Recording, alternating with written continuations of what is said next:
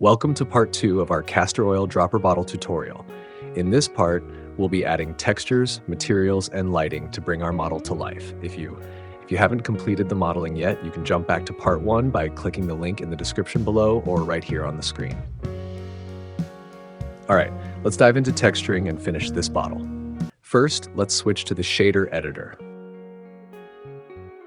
Then press N again to hide the side menu so we have a clean workspace.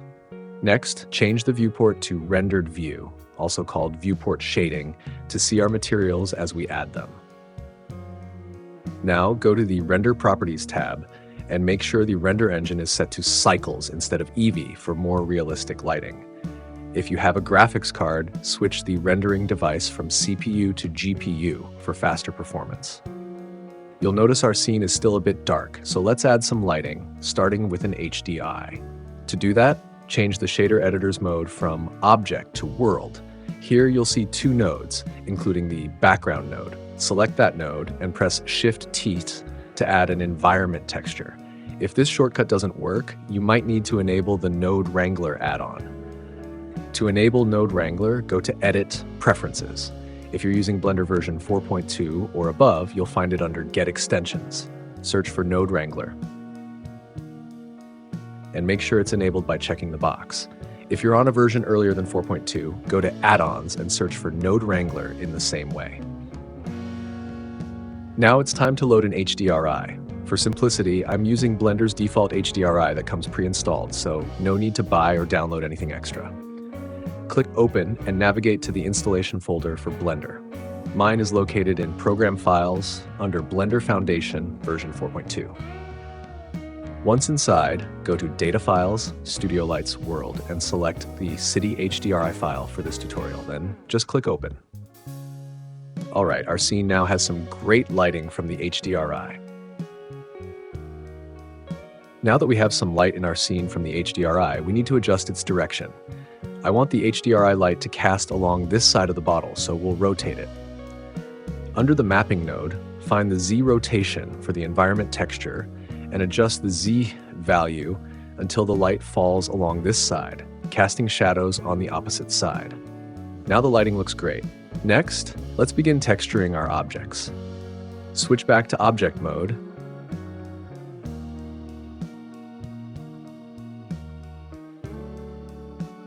and select the top part of the dropper tube. Click New Material in the Material Properties panel.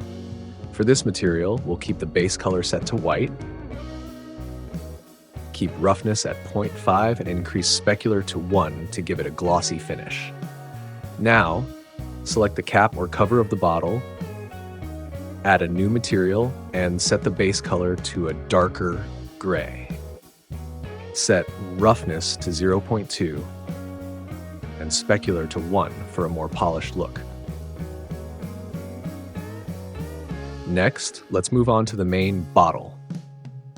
Select the bottle, click New Material, and set the base color to a rich, darker orange. Set roughness to 0 for high gloss, and increase transmission to 1 to make it translucent, giving it a glassy, transparent effect. Don't forget the inner tube inside the bottle. Select the tube, press / to solo it for a clearer view, and add a new material. Set roughness to 0.1 and transmission to 1 for a clear, transparent look. Once done, hit / again to bring back the rest of the objects.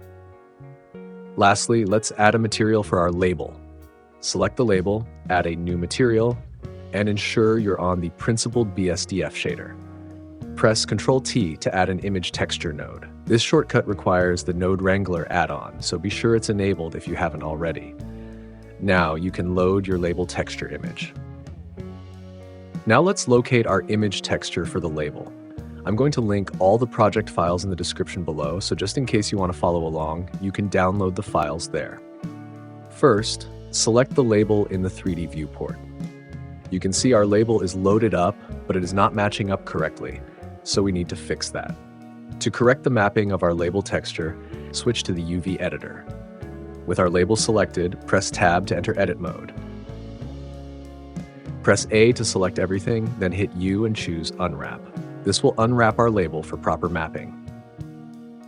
In the UV editor, press A again to select everything in the UV layout. Adjust it so it fits perfectly with the label image. You can press S and then Y to scale it along the Y-axis as needed.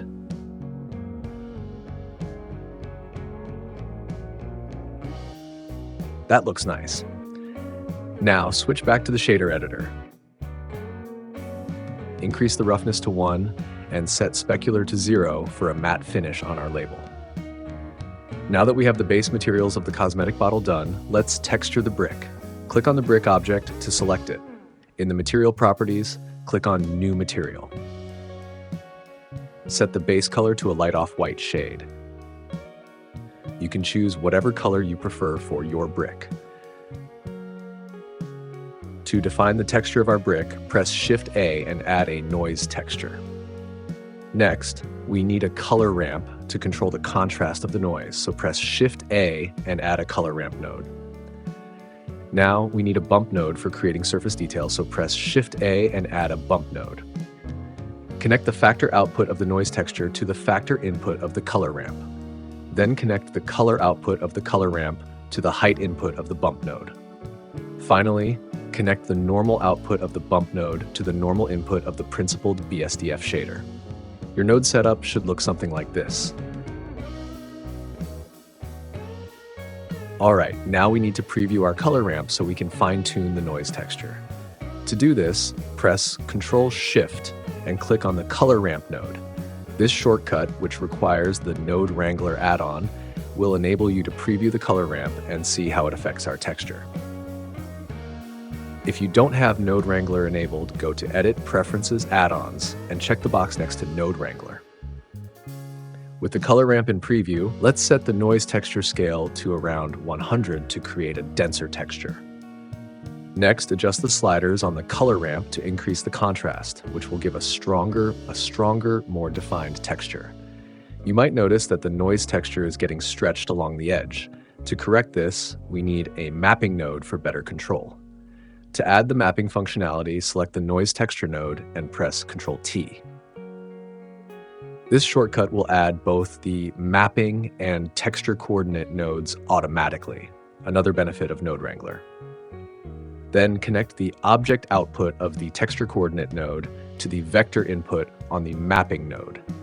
This fixes the stretching issue and makes the texture look more even across the surface. Now let's tweak the scale of the noise texture by lowering it from 100 to around 80 for a softer look. Preview the principled BSDF shader again to see the combined effect.